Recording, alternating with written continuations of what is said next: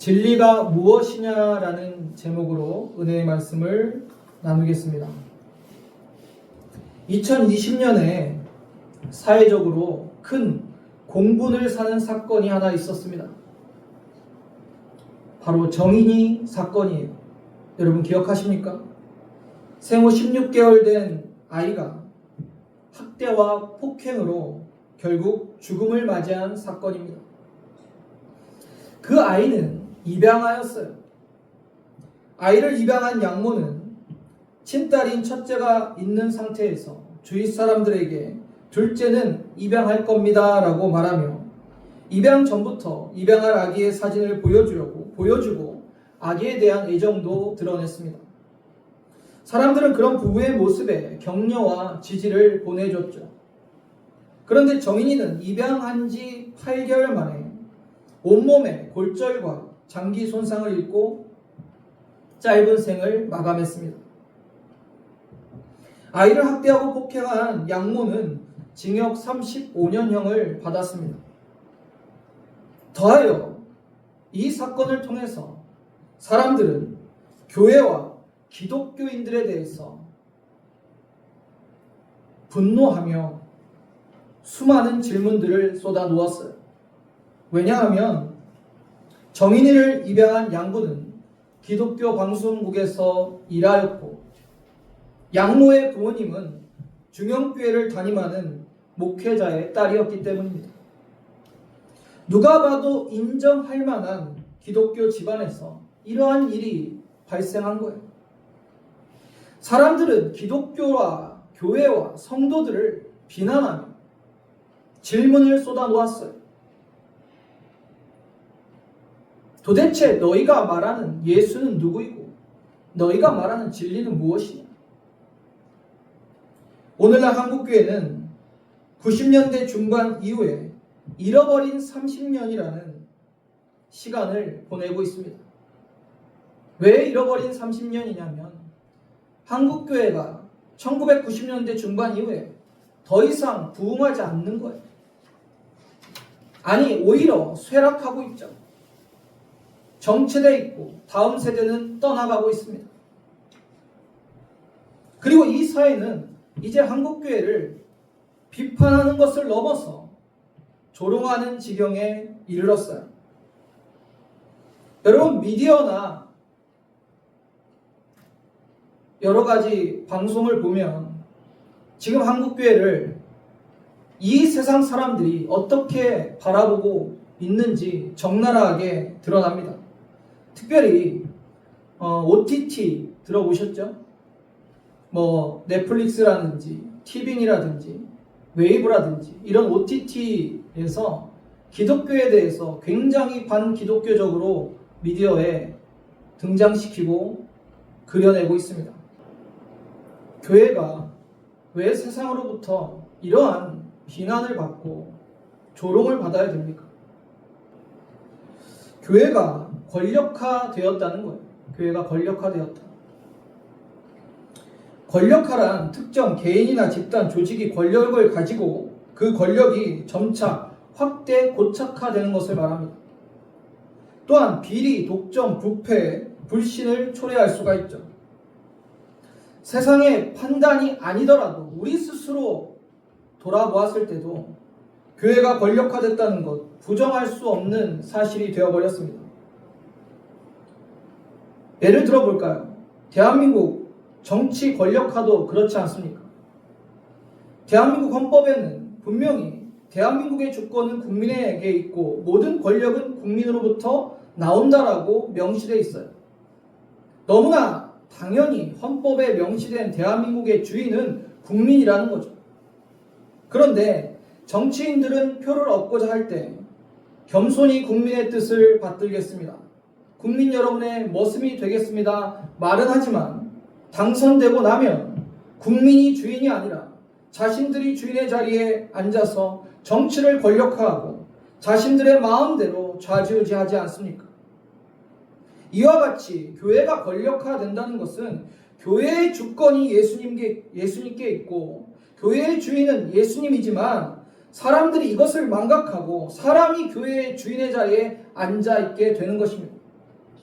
그렇다면 교회의 권력화는 어떻게 막아야 될까요? 먼저 우리가 생각해야 봐야 될 것은 대형교회의 권력화입니다. 제가 지금 여러분에게 대형교회를 비난하는 말씀을 드리고자 하는 건 아닙니다. 그렇지 않은 교회도 많이 있어요. 그러나 대부분 교회 권력화의 문제를 드러내는 것은 대형교회에서 많이 나타나는 현상이죠. 작은 교회나 개척교회가 권력화되는 것 여러분 보셨습니까? 그러기가 힘들어요. 사람도 그렇게 많이 모이지 않고 재정도 없는 상황에서 권력화가 되기는 어렵습니다. 그러나 대형교회는 사람도 많이 모이고 재정도 모이기 때문에 권력화가 될 수 있는 훨씬 더 그런 상황에 놓이게 되는 것입니다. 왜 그럴까요, 여러분? 다시 한번 정치의 예를 한번 들어볼까요? 정치인들은 그런 생각을 합니다. 자신의 정당을 지지하는 사람들이 자신들이 어떻게 해도 결국 자신들을 뽑아줄 거다. 그 지지하는 세력, 그 지역은 결국 자신들에게 다시 표를 줄 거다라는 마음이 깔려 있어요. 그래서 실제로 그런 생각과 그런 마음들이 그들의 정치 행태에서도 드러납니다. 마찬가지로 대형교회는요, 어느 정도 부패하고 타락해도 사람들이 모여요. 왜입니까? 다 그렇지는 않지만 한국교회 성도들이 대형교회를 선호하기 때문이에요. 저도 대형교회에서 사역했지만 굳이 노력하지 않아도 사람들이 모여요. 시설도 좋고 편하게 신앙생활 할 수 있기 때문입니다. 그러니 대형교회가 권력화되기가 더 쉬운 것입니다. 얼마 전 저희 교회 방문했던 한 성도님이 이런 말씀을 하셨어요. 아가페 교회가 은혜롭고 좋은데 너무 작아서 부담스럽다는 거예요. 왠지 재정도 상황도 어려워서 내가 더 헌신해야 될 것 같아서 불편하다는 거예요. 저는 충분히 그럴 수 있다고 생각해요. 그럴 수 있습니다. 이해합니다. 그러나 여러분이 섬기는 교회를 결정하는 것은 교회의 크고 작고가 아닙니다. 성령님이 나를 이 교회에 보내시고 나에게 감동을 주셨다면 주님이 내가 섬길 교회를 결정해 주시는 거예요. 작은 교회라고 형편이 어렵다고 피하는 것이 아니라 성령님이 나를 여기까지 보내셨고 나에게 감동을 주셨다면 내 생각은 아니더라도 주님께 순종하며 섬기는 것이 신앙입니다. 앞으로 10년 안에 대형교회만 살아남는 한국교회의 모습이 펼쳐질 거예요. 이미 개척교회, 작은 교회는 다 문을 닫고 있어요. 문을 닫고 있어요. 그럼 더욱더 대형교회 권력화는 더 심해질 겁니다. 사랑하는 성도님들, 교회의 주인이 누굽니까? 대형교회든 작은 교회든 개척교회든 다 교회의 주인은 예수 그리스도예요. 교회의 주인이 예수 그리스도라면 오직 주님께 순종하고 주님이 주인의 자리에 앉으셔서 교회를 통치해야 되는 것이지 사람들의 생각이나 사람들의 판단으로 교회가 좌지우지 되어서는 안 될 것입니다. 이러한 인본주의적 교회 형태를 우리는 회개하고 돌이켜야 돼요. 교회의 주인이 누구인지 분명히 알아야 됩니다. 각 개교회 목회자들과 성도들은 주인은 오직 예수님이라는 이런 당연한 성경적 진리에 순복하고 겸손히 주님의 말씀을 따라야 되는 거예요. 그 길만이 교회가 자정되고 권력화를 멈출 수 있는 유일한 길입니다. 저는요, 개인적으로 오는 성도들 등록하라고 말씀드리지 않아요. 그리고 가는 성도들 잡지 않습니다. 제가 뻣뻣해서 그런 것도 아니고 제가 잘나서 그런 것도 아닙니다. 제가 섬기는 예수님, 저의 주인이신 예수님께서 그분들이 섬길 교회를 결정해 주신다는 믿음이 있기 때문이에요. 우리 교회 안 섬기면 어떻습니까? 다른 교회에 가서 주님이 귀하게 사용하신다면 저는 그게 더 좋아요. 또 우리 교회에 보내주신 성도라면 주님께서 그 마음을 움직이셔서 등록하게 하시겠죠. 그래서 혹시라도 제가 등록하라고 말 안 드린다고 섭섭해 하시지 마십시오. 인간적인 마음은 좀 등록해 주시면 좋겠다라는 마음도 있지만 주님이 결정하실 일이고 주님께 기도하고 주님의 인도하심을 받으시는 일이기 때문입니다. 한국 기독교 역사상 과거 어느 때보다 반기독교 정서가 강한 시대에 살고 있습니다. 그러나 여러분, 여전히 그리스도인으로서 예수님을 높이고 하나님께 영광 돌리는 성도들은 있어요.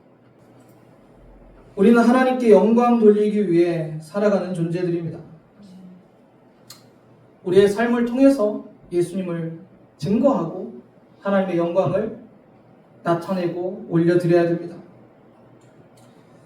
하루가 멀다 하고 기독교에 대해서 부끄러운 민낯을 드러내며 비난하고 조롱하는 이 시대 가운데 그래도 하나님의 영광과 예수 그리스도의 이름을 높이고 드러내는 저와 여러분 되었으면 좋겠습니다. 그러나 여전히 세상은 우리를 비난하고 질문하고 있습니다. 이제 우리는 그 질문에 답을 해야 될 때입니다. 마치 오늘 본문에서 빌라도가 분노한 유대인들에게 잡히셔서 관정에 서 계신 예수께 진리가 무엇이냐라고 질문하듯이 이 시대와 세상이 우리에게, 교회와 그리스도인들에게 도대체 당신들이 말하는 진리가 무엇이냐라고 질문하고 있습니다. 여러분, 우리는 세상에게 어떠한 답을 주어야 될까요? 하루가 멀다 하고 미디어와 방송에서 교회와 성도들과 목회자를 조롱하는 이러한 상황 속에서 여러분 어떻게 대답해야 될지 답답하고 안타까운 마음이 들지 않으십니까? 진리가 무엇이냐라는 질문은 본문에서 본디오 빌라도에게 예수님께 한 질문입니다. 그런데 이 질문의 시점을 우리가 잘 살펴봐야 돼요. 예수께서 수많은 무리에게 천국 복음을 전하고 눈먼 자를 보게 하고 죽은 자를 살리시는 그 영광의 순간이 아니었어요. 병정들에게 체포되어 끌려와서 가장 힘없고 초라한 모습으로 서 있는 예수께 질문하고 있는 거예요. 이 시대가 세상 앞에서 우리 교회와 성도들이 그러한 모습으로 서 있지 않습니까? 우리 교회가 멋진 건물과 멋진 예배당은 한국교회가 소유했는지 모르지만 지금 세상 사람들이 보기엔 한국교회는 더없이 부패하고 타락한 집단으로 보여지고 있어요. 그러한 사람들의 비난 속에 우리는 서 있는 것입니다. 한때 우리 한국교회는 놀라운 부흥을 경험하며 교회가 세워지는 곳마다 복음이 전해지는 곳마다 선한 영향력을 미치고 변화를 이끌었어요. 목회자들과 성도들은 존경과 칭찬을 받았습니다. 그러나 이제 우리는 그러한 역사가 언제 있었냐는 듯 세상의 비난과 질문 앞에 서 있어요. 우리가 어떻게 대답해야 할까요? 오늘 우리가 세상의 진리가 무엇인지 바른 답을 하기 위해서는 본문의 빌라도의 질문들과 예수님의 대답을 잘 기억해야 됩니다. 예수님이 신문받았던 그 시간은 새벽 3시에서 6시 사이였어요. 그러므로 예수님이 밤에 체포되고 밤새도록 신문을 받으신 거예요. 이른 새벽에 총독 관저로 끌려오셨다는 것을 우리는 알 수 있습니다. 얼마나 지치고 피곤하셨을까요? 그 상태에서 유대인들에 대한 신문을 마친 빌라도는 이제 안으로 들어와서 예수님을 신문합니다. 본문 33절 함께 읽어보겠습니다. 이에 빌라도가 다시 관정에 들어가 예수를 불러 이르되 빌라도는 이 질문 속에서 예수님께 큰 관심이 있거나 예수의 사역에 대해서 그분에 대해서 깊이 조사하고 알아보고자 하는 질문이 아니었어요. 그저 성난 유대 군중들이 빌라도 앞에 예수를 끌고 와서 다그치니까 자신의 아니만 생각하는 형식적인 질문이었어요. 네가 유대인의 왕이냐? 왜냐하면 군중들이 저 유대인의 왕이라 자칭하는 예수를 죽이라고 소리치니까 그렇게 물어본 겁니다. 이 시대의 사람들이 교회와 성도들에게 하는 질문도 다르지 않아요. 뭐 예수 그리스도에 대해서 알고 있어서, 진리에 대해서 그들이 깨닫고 있어서 아는 게 아닙니다. 그저 들은 것, 그저 그들의 얄팍한 상식으로 아는 수준에서 너희가 말하는 진리가 무엇이냐라고 그냥 묻고 있는 거예요. 여론에 휩쓸려서 언론에서 말하는 대로 자기 위주로 판단하고 비난하며 질문하고 있는 것입니다. 빌라도처럼 예수님에 대해서 알고 싶어 하지도 않아요. 복음이 무엇인지 관심도 없어요. 그저 기분대로, 그저 여론에서 말하는 대로 질문할 뿐입니다. 빌라도의 형식적인 질문에 예수께서 진실하게 말씀하십니다. 34절 같이 읽어보겠습니다. 예수께서 대답하시되 이는 내가 스스로 하는 말이냐 다른 사람들이 나에 대해서 내게 한 말이냐. 예수님의 이 말씀 굉장히 중요해요. 중요한 진리가 담겨 있어요. 네가 빌라도에게 지금 하시는 말씀이죠. 네가 하는 그 질문이 네 스스로의 견해인지 다른 사람들이 하는 말을 듣고 나에게 질문한 것인지라고 묻고 계시는 거예요. 그러니까 네가 지금 나에게 질문하는 그것이 세상에서 말하는 나 예수에 대해서, 유대인의 왕 예수에 대해서 지금 네가 듣고 물어보는 거냐? 아니면 네가 경험한 예수, 너의 견해와 너의 생각을 이야기하는 거냐라고 물어보는 겁니다. 사실 빌라도에게 예수님의 죽음도, 예수님의 존재도 큰 의미가 없어요. 관심도 없고. 그러나 예수님이 하신 이 질문 속에 핵심은 무엇이냐? 예수님은 각 개인들이 만나야 될 구주이시며 그냥 누군가로 들은 이야기로 판단할 수 있는 분이 아니라는 거예요. 세상이 무엇이라 예수에 대해서 말한다 할지라도 예수님은 그렇게 판단할 수 있는 분이 아닙니다. 우리가 개인적으로, 인격적으로 만나야 될 구주시고 하나님이세요. 그러한 경험도 없이, 그러한 만남도 없이 세상 사람들이 그저 말에서 나오는 대로, 그저 자기들 나름대로 판단한 대로 이야기하는 거에 그것이 제대로 된 질문일 수 있겠습니까? 그런데 빌라도는 예수님의 이 교훈의 말씀을 알아듣지 못해요. 오히려 붕괴하는 태도를 보입니다. 내가 유대인도 아니고 내 나라 사람들과 대제사장들이 너를 내게 넘기지 않느냐? 무슨 말이에요? 내가 유대인도 아닌데 자칭 유대인이라고 왕이라고 하는 너를 내가 어떻게 하냐? 나는 관심도 없다. 그냥 다만 지금 내 나라 사람들, 즉 유대인들이, 대제사장님들이 너를 고발하지 않았냐? 그래서 내 앞에 끌고 오지 않았냐? 고발이 접수됐으니 나는 신문할 뿐이다 라고 말하고 있는 거예요. 그리고 빌라도는 예수께 내가 무엇을 하였느냐라고 또 질문합니다. 36절에 예수께서 대답하시되 내 나라는 이 세상에 속한 것이 아니니라. 만일 내 나라가 이 세상에 속한 것이었더라면 내 종들이 싸워 나로 유대인들에게 넘겨지지 않게 하였으리라. 이제 내 나라는 여기에 속한 것이 아니니라. 예수께서는 빌라도의 질문에 즉답을 피하십니다. 대신 당신의 왕권에 대해서 설명해 주세요. 단지 로마를 대적하는 정치적인 그러한 나라에 관심을 두고 있지 않았으므로 예수님께서는 내 나라는 이 나라에, 이 세상에 속한 것이 아니라라고 말씀하고 있습니다. 이 시대도 마찬가지예요. 세상 사람들은요, 하나님의 나라를 몰라요. 하나님을 대적하는 사람들은 하나님의 나라가 어떤 나라인지 모릅니다. 그래서 그들은 그저 교회가 이익 집단이고 자신들의 권력화를 추구하는 집단으로 그냥 치부해버리고 주식회사 예수라고 비아냥거립니다. 그러나 그들이 어떻게 사랑의 아들의 나라, 그리스도께서 통치하는 하나님의 나라를 알 수 있겠습니까? 예수님의 말씀대로 그 나라는 이 세상에 속한 나라가 아닙니다. 빌라도의 질문에 예수님이 이렇게 대답한 거예요.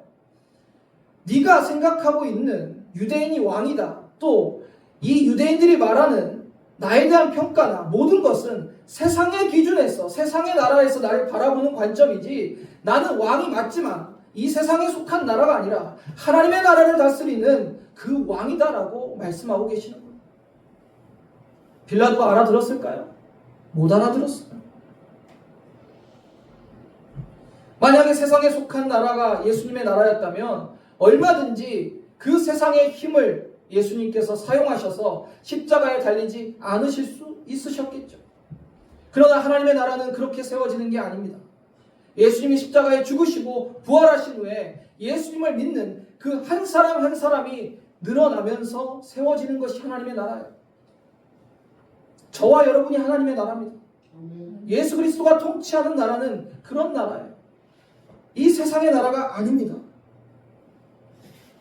죄인된 우리를 십자가의 길을 가셔야 구원할 수 있었기 때문에, 십자가의 길을 가셔야 하나님의 나라를 세우실 수 있었기 때문에 그 길을 가신 거예요.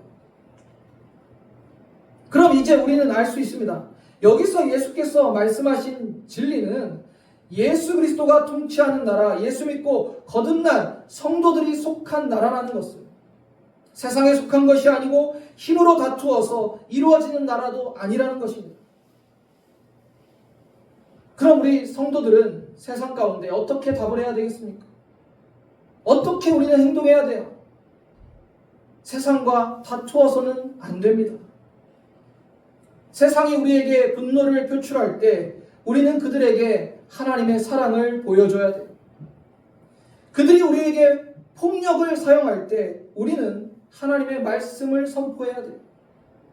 그들이 박해를 시작할 때 우리는 복음을 전해야 합니다. 이게 하나님의 나라를 아는, 하나님 나라에 속한 성도들의 바른 믿음의 모습일 거예요. 하나님의 나라는요, 세상과 다투고 싸워서 이루어지는 나라가 아닙니다. 오직 십자가의 도로 이루어지는 것입니다. 고린도전서 1장 18절 함께 읽어보겠습니다. 십자가의 도가 멸망하는 자들에게는 미련한 것이요 구원을 받는 우리에게는 하나님의 능력이라. 죄인된 인류를 위해 십자가에서 대속을 이루시고 부활하신 예수님을 믿는 것, 그것만이 사람을 변화시키고 세상을 변화시키고 하나님의 나라를 이루어가는 것입니다. 우리가 다 아는 진리 아닙니까? 그런데 우리가 세상 앞에서 얼마나 복음의 능력을 사용하고 보여주고 있습니까? 복음의 능력은 그냥 우리가 알고 있고 경험한 정도의 능력이 아닙니다. 어마어마한 힘과 능력이 있어요. 사도행전 2장에 예수님을 십자가에 못 박던 그 유대인들, 예수님의 십자가에 돌을 던지고 조롱하고 죽이라고 소리쳤던 그 유대인들에게 베드로가 성령에 붙들려서 복음을 선포하죠. 그때 3,000명이 넘는 사람들이 회개하고 예수님을 믿었어요. 그들은 자신들이 십자가에서 자신들의 손으로 못 박았던 예수님이 누구신지 깨닫고 마음에 어찌할 거라고 강한 찔림을 받고 회개하고 예수님을 믿었어요. 이게 복음의 능력입니다. 빌립보 감옥의 간수는 바울에게 복음을 듣고 옥문 열쇠를 버리고 그와 그의 집안 모두가 예수님을 믿었어요. 그리고 빌립보 교회가 세워졌습니다.